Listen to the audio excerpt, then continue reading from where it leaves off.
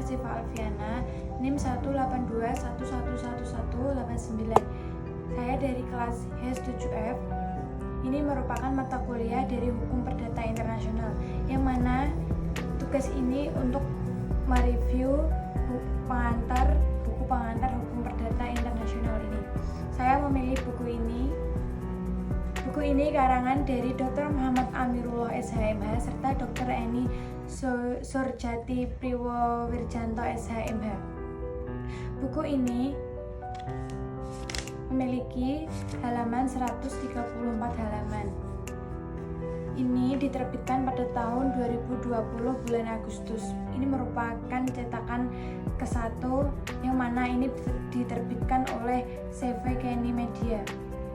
Buku ini dibuat guna untuk memahami pengantar hukum perdata internasional, ditujukan untuk semua mahasiswa maupun mahasiswi serta masyarakat, khususnya yang mengambil mata kuliah hukum, dan untuk memudahkan praktisi hukum serta sarjana hukum dalam memahami pengantar hukum perdata internasional.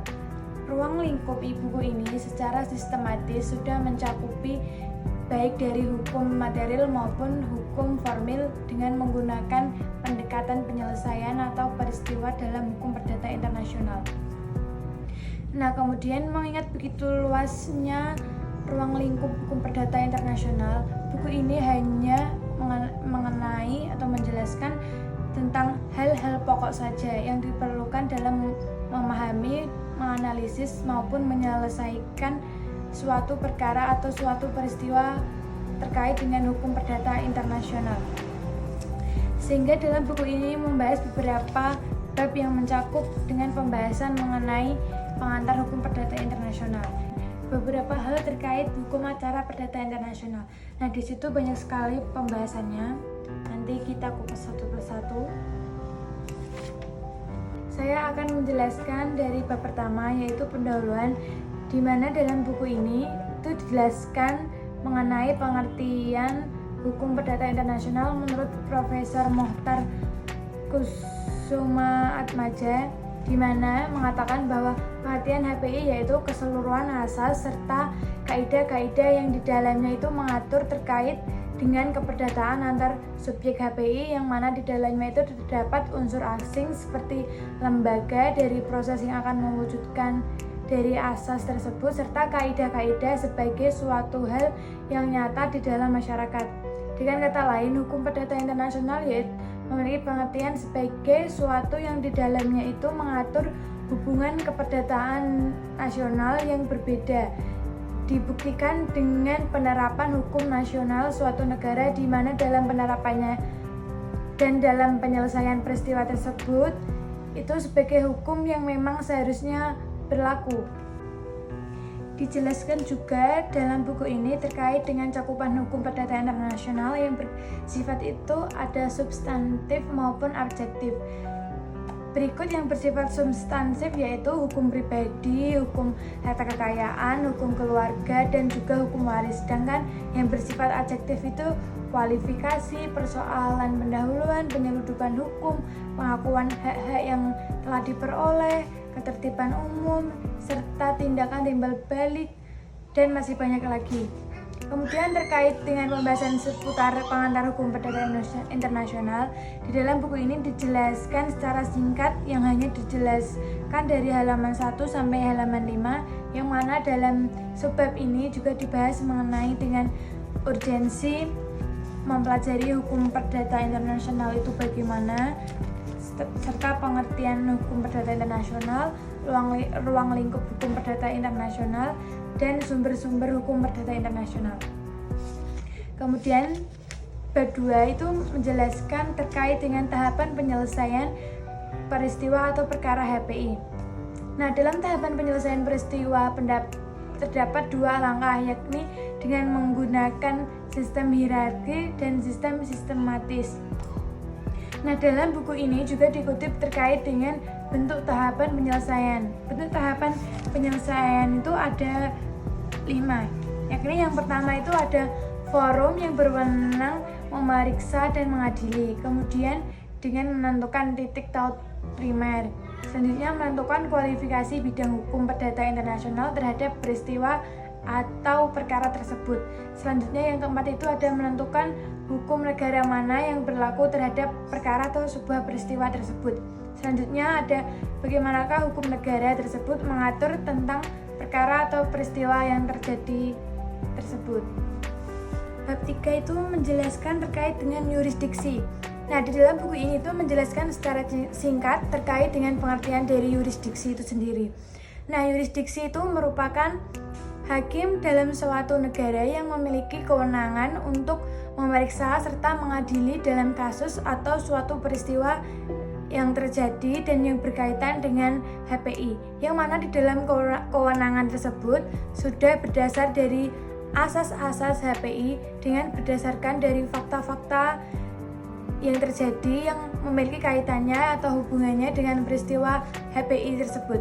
Buku ini juga menjelaskan tentang asas-asas yurisdiksi dalam HPI Indonesia. Berikut ini asas-asasnya dari yurisdiksi. Yang pertama itu ada asas actor squitur forum rei. Nah, selanjutnya itu ada asas forum actoris, yang ketiga itu ada asas forum situs, selanjutnya ada the principle of effectiveness, yang kelima itu ada the basic principle. Nah, selanjutnya terkait dengan bab 4 yaitu titik taut primer. Dijelaskan bahwa titik taut ini bertujuan sebagai pembeda atau untuk membedakan apakah suatu kejadian atau peristiwa yang terjadi itu termasuk dari HPI atau bukan. Nah, biasanya titik taut primer ini ditandai dengan adanya unsur dari asing, baik itu dari unsur objek, subjek maupun letak atau tempat terjadinya suatu peristiwa hukum. Kemudian bab 5 itu menjelaskan terkait dengan kualifikasi. Nah, dijelaskan bahwa dalam buku ini kualifikasi itu adalah suatu penggolongan dari suatu peristiwa yang terjadi atau ada hubungannya yang sedang dihadapi itu digolongkan ke dalam sistem kaidah-kaidah HPI serta hukum material. Nah, pada bab ini juga dijelaskan mengenai kualifikasi masalah substansial maupun prosedural, yang mana masalah substansial dan prosedural ini tidak dapat ditentukan jika hanya mengandalkan dari logika serta analisis hukum saja.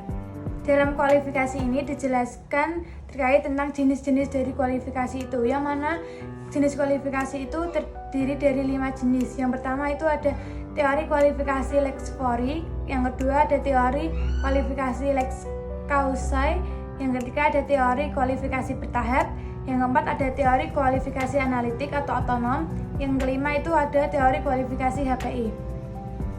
Nah, bab selanjutnya itu membahas terkait dengan titik taut sekunder, yang buku ini menjelaskan bahwa pengertian titik taut sekunder ini sebagai titik taut penentu terkait dengan indikator untuk menentukan dalam pemutusan hukum mana yang akan diterapkan atau digunakan dalam suatu peristiwa HPI tersebut. Nah, buku ini juga menjelaskan tentang bentuk dari titik taut dan juga memberikan contoh-contoh dari kasus dalam penggunaan titik taut tersebut. Bab selanjutnya yaitu terkait kontrak internasional, di mana buku ini menjelaskan bahwa kontrak internasional itu berbeda dengan perjanjian internasional, di mana perbedaan tersebut dapat kita lihat dari pengertian, dasar hukum maupun sumber hukum, ruang lingkup, subjek, tata cara pembentukan, serta persyaratan pemberlakuan, dan masih banyak lagi perbedaan dari dua hal tersebut. Bab selanjutnya itu perbuatan melawan hukum. Nah, dalam buku ini menjelaskan bahwa perbuatan melawan hukum itu terjadi disebabkan karena suatu kesengajaan maupun kelalaian, di mana definisi perbuatan melawan hukum itu dapat disimpulkan bahwa suatu perbuatan jika dilakukan sifatnya itu dapat merugikan orang lain, karena itu orang lain itu akan meminta ganti rugi atas kejadian perbuatan melawan hukum tersebut karena bersifat merugikan orang yang menjadi korban. Nah, kemudian dijelaskan juga secara terperinci terkait dengan asas-asas HPI tentang perbuatan melawan hukum, yang mana buku ini juga memberikan penjelasan dari kasus-kasus yang berkaitan dengan perbuatan melawan hukum itu. Bab selanjutnya itu beberapa hal terkait hukum acara perdata internasional. Buku ini menerangkan persoalan-persoalan pendahuluan adalah salah satu teori umum yang biasanya persoalan ini harus dipecahkan terlebih dahulu sebelum adanya putusan akhir dari suatu perkara HPI yang dihadapinya dan dijatuhkan oleh hakim. Persoalan pendahuluan ini harus dikarenakan oleh keputusan persoalan-persoalan hukum yang biasanya bergantung pada ketentuan sah atau tidaknya sesuatu hukum lain. Kemudian saya akan membahas terkait dengan kelebihan dan kekurangan buku ini. Yang pertama saya akan menjelaskan terkait kelebihannya terlebih dahulu.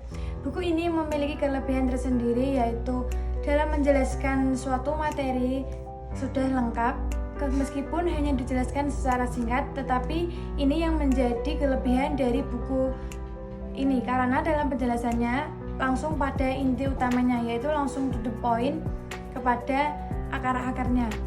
Kemudian penggunaan bahasa pada buku ini sudah sangat tepat, yang mana membuat para pembaca mudah memahami dan tidak merasa jenuh ketika membacanya. Buku ini juga memberikan contoh-contoh dari persoalan yang ada pada bab maupun subbabnya. Buku ini secara detail sudah memisahkan atau membedakan terkait dengan bab maupun subbab yang akan dijelaskan, serta daftar isi yang berada di belakang cover ini juga sudah memisahkan terkait antara bab maupun subbabnya. Walaupun buku ini terbilang sedikit halamannya, namun buku ini memiliki kelebihan dalam segi pembahasan serta besarnya font yang digunakan pada buku ini juga standar atau pas bagi pembaca. Jadi pembaca dapat lebih nyaman dan dalam memahami isi materi yang disampaikan di dalam buku ini. Juga pemilihan kertas yang pada buku ini juga sudah sangat pas karena tidak terlalu tebal dan tidak terlalu tipis juga, dengan pewarnaan kertas yang tidak putih bersih melainkan dengan warna sedikit krem. Ini cukup membuat menarik dan tidak bosan untuk membacanya. Nah, saya akan membahas kekurangan dari buku ini, yaitu tidak adanya rangkuman yang diberikan pada akhir penjelasan, di mana di situ sedikit membuat pembaca itu sedikit bingung karena tidak dapat melihat rangkuman dari keseluruhan isi buku tersebut. Nah, kemudian kesimpulan dari hukum perdata internasional ini yang berarti bahwa HPI merupakan hukum internasional karena HPI memiliki pengertian sebagai hukum nasional yang diterapkan pada hubungan atau ada kaitannya dengan keperdataan yang di dalamnya itu terdapat unsur-unsur asing.